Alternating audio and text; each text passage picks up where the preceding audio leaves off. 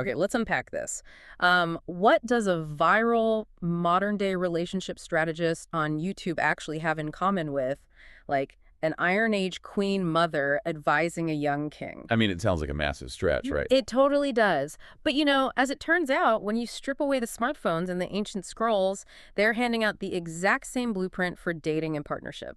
So, welcome to the deep dive. Today, we are opening up a genuinely fascinating stack of sources that bridges thousands of years of human behavior. Yeah, we really are. And on one hand, we have the modern internet, specifically the content creator and author Blaze on Fire. Right, we're looking at her straight no chaser blog post, digging into her YouTube channel, the Peoverbs, and analyzing her structured life lessons curriculum. And then sitting right next to that modern framework on our proverbial desk is one of the oldest and, frankly, most intimidating ancient texts regarding marriage, Proverbs 31. Oh, it is definitely intimidating. But our mission today is to distill how the concepts inside that ancient spiritual document are being directly translated into Blaze on Fire's highly viral modern strategy. Specifically, we're exploring her concept of the divine feminine key to your kingdom marriage. Yeah, and before we jump into the deep end, it's probably helpful to just define some of the terminology that grounds Blaze's whole framework, just for anyone listening who might not be steeped in this specific corner of the internet. That's a great idea. So when her material refers to a kingdom marriage, it generally points to a partnership deeply rooted in shared spiritual values, Right. where both individuals are operating in what the author views as complementary, purposeful roles. And the divine feminine in this context, it's framed as an energetic and psychological state, right? Focused on receptivity, intuition, and like a cultivated internal peace. Exactly, rather than outward aggression, constant hustle, or trying to control everything. Okay, so with that established, let's actually start with the ancient blueprint. Because to understand the mechanics of Blaze's modern advice, we have to look at the foundation. We do. And Proverbs 31 is often referenced, but I feel like it's rarely analyzed for its original context. It does not begin with a man just daydreaming about his perfect partner. Right, it's parental advice. Yes. The chapter actually starts as a very direct, very serious lecture from King Lemuel's mother to her son. Which completely shifts the power dynamic of the text. I mean, it's a mother pulling her son aside and basically saying, listen, you hold the highest office in the land, act like it. Yeah, she does not hold back. She spends the first portion of the text warning him against giving his strength away to women who would derail a king's purpose. And she explicitly tells him to stay away from strong drink. Like, she mandates that he use his power and his voice to plead for the poor, the needy, and the voiceless. Exactly. She essentially demands that he meet this rigorous standard of justice and sobriety before she ever even entertains the topic of what kind of partner he should be seeking. It's a heavy expectation. It is. She establishes the baseline that the king must be responsible for himself and his kingdom first. And only after that does the text transition into the famous passage detailing the virtuous woman. Starting around verse 10, I think. Right, around verse 10. But what is critical to understand about this specific section is its historical structure.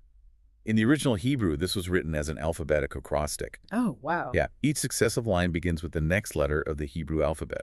So it's highly stylized, specifically designed as a mnemonic device. Like a memory aid. Exactly.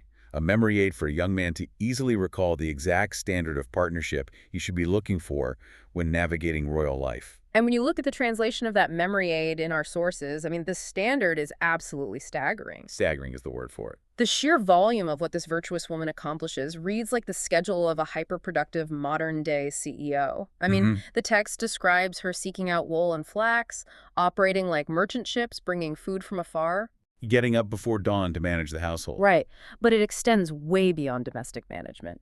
She evaluates a piece of real estate and buys it. She physically plants a vineyard. She manufactures fine linen and negotiates its sale.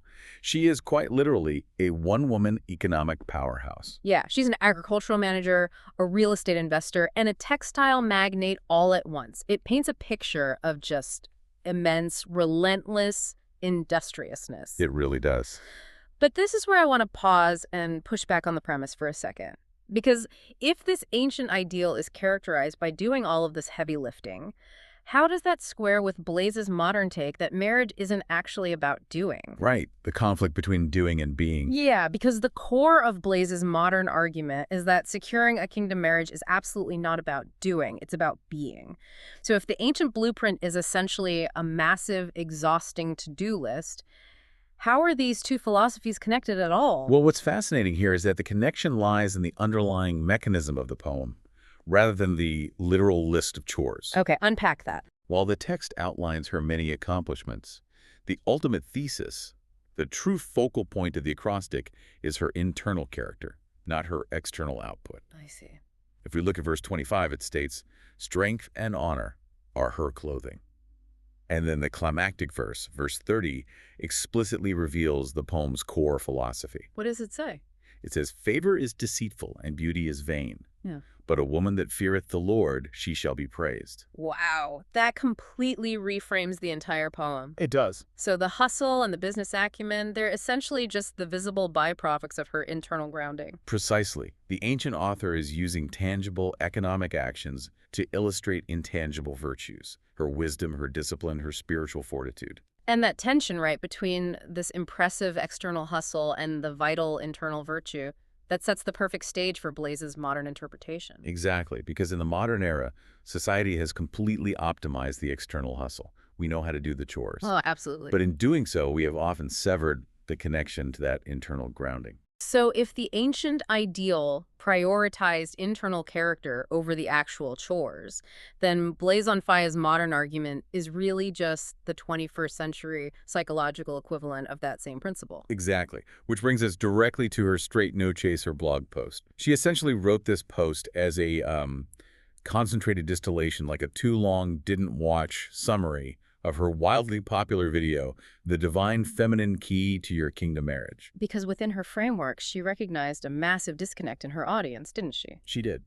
People were consuming her content and loving the theoretical concept of a spiritually grounded partnership, but they were entirely failing to apply it. Right. They held the conceptual key, but they were standing in front of the door, frustrated that it wasn't unlocking. Yes, which introduces her first major paradigm shift. Blaise argues that a kingdom marriage is built on being rather than doing. And the specific phrase she uses in the source material is, "Your energy is the atmosphere." It is a profound psychological pivot. Blaise argues that an individual can hustle, perform all the right actions, and check off every box on a theoretical dating to-do list. Right. But if their inner psychological world is chaotic or vibrating with unhealed wounds and anxiety, they will inevitably attract that exact same chaos into their relationships. Because you project what you hold inside. Exactly. In a relationship architecture, a king is actively seeking a peaceful, nurturing sanctuary. He is not looking to walk into another battlefield. But, you know, here's where it gets really interesting. If you were listening to this right now, part of you has to be thinking, isn't that incredibly exhausting? And maybe even a bit unfair. How so? Well, to be told you have to constantly radiate a perfect, peaceful sanctuary when life is naturally frantic. People are managing careers, navigating inflation, dealing with family crises. To be told you also have to achieve perfect, unbroken inner zen to attract a partner, it sounds like an unattainable metric. Yeah, and that is a highly common and valid friction point when discussing the concept of energy in modern relationship dynamics. But if we look closely at the mechanics of Blaise's argument, she is not advocating for faking peace.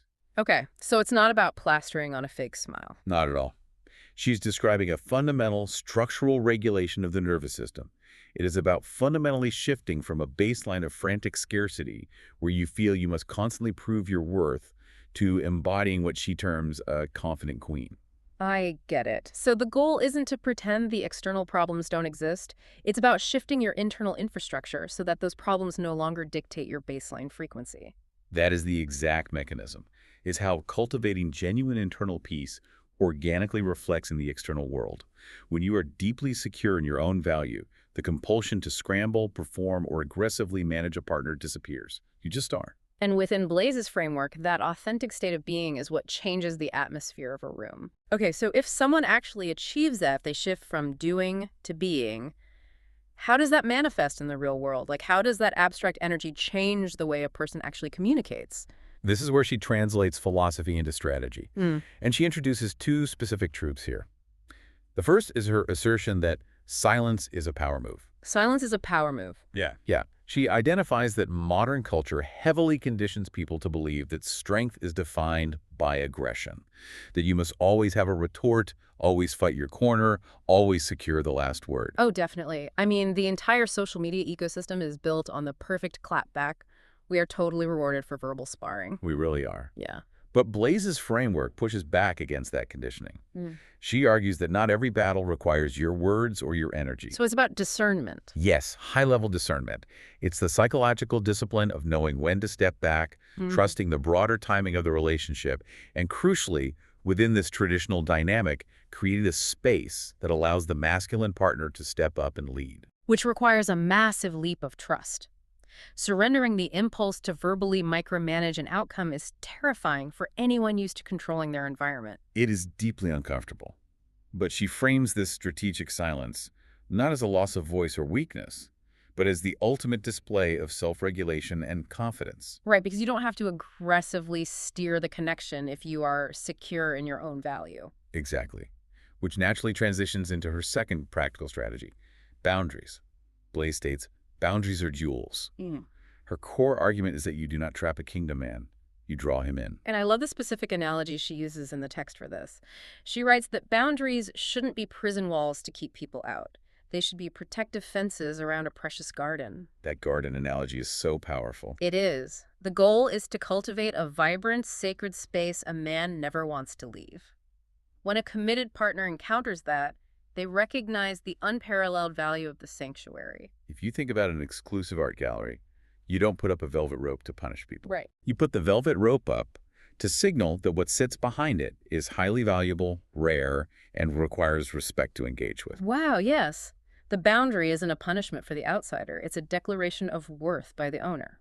And if we connect this back to the bigger picture of Proverbs 31, it beautifully parallels the dynamics there. Verse 23 says her husband is known and respected in the gates when he sits among the elders. Right. The gates were the center of civic leadership. Exactly. And he is elevated in that public sphere specifically because of the secure sanctuary and the strength she provides in the private sphere. So the strategic silence and boundaries aren't weakness at all. They communicate high standards and unparalleled value. Precisely. Cultivating a beautiful fenced garden sounds ideal.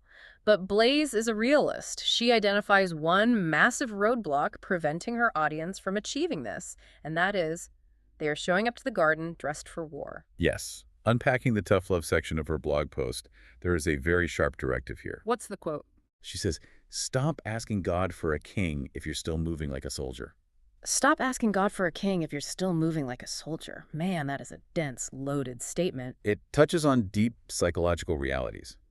Blaze addresses the fact that women have been fiercely resilient. They have endured hardship, fought battles, and survived. Yeah. But being in constant soldier mode, protective, guarded, carrying the weight of the world, it actively prevents a king from recognizing the queen he is meant to cherish.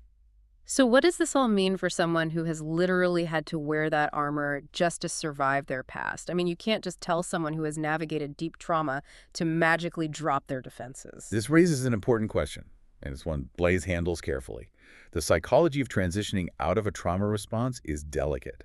She deeply validates that past resilience. Right, she's not dismissing what they've been through. Not at all. She essentially says your strength kept you alive. But she insists there is a season for everything. To step into this specific relationship dynamic, one must consciously release the need to be constantly on guard. It's like transitioning from a wartime economy to a peacetime economy within your own nervous system. That is a perfect way to phrase it. It's about actively choosing to tap into the inherent grace, softness, and receptivity of the divine feminine. Because you can't be fully receptive to a partner if you are fully armored against the world. Exactly. But acknowledging the need to shed that armor is one thing. Actually doing it requires structured guidance, which is exactly what the source material builds toward. Yes, Blaze doesn't just drop this heavy philosophy and leave. She developed the straight no-chaser life lessons curriculum, available on her YouTube channel, The Peoverbs. Yeah, and the methodology here is so smart. Today's deep dive really covered lesson 1 of her curriculum, which is the straight no-chaser value, or pure wisdom. But viewers are directed to look out for lesson 2, which is the hindsight reality check, the lesson learned. And lesson 3, the unfiltered why, which is the story behind the screen. I really appreciate her intentionality here. How Blaze, and by the way, you can reach her directly at blazonfire@gmail.com, how she intentionally broke down her most popular video into these specific, digestible lessons. Right. She wants her audience to successfully apply the information to their real lives rather than just consuming it as quick entertainment. Exactly. So, to wrap up our journey today, we've traced an incredible path. From the ancient industriousness and virtue of King Lemuel's mother's advice in Proverbs 31. To Blaze on Fire's modern viral strategies. Right. Mastering your energetic atmosphere, using strategic silence, protecting your garden with boundaries, and crucially, putting down the soldier's armor. It's a striking synthesis of ancient wisdom and modern psychological regulation. It really is. So we want to direct this back to you, the listener. Even if you aren't currently seeking a kingdom marriage, this deep dive challenges you to evaluate your own energy. Yeah. Take a hard look at how you're moving through life. Exactly. Are you moving through your daily life and relationships in soldier mode? Are your boundaries acting as prison walls or as fences protecting your garden? Those internal audits are what actually move the needle. And it leaves us with one final thought to mull over. What's that? We learned earlier that the Virtuous Woman poem in Proverbs 31 was originally written as an alphabetic acrostic, right? Yeah. A stylized memory aid from a mother to a son to help him remember what to look for. Yeah, the original algorithm for finding a partner. Exactly. So if you had to write your own modern acrostic memory aid for the next generation about finding partnership today, what words would you choose? Oh, that's a great question. Would your poem be a list of impressive things they need to do, or a description of the energy they need to be?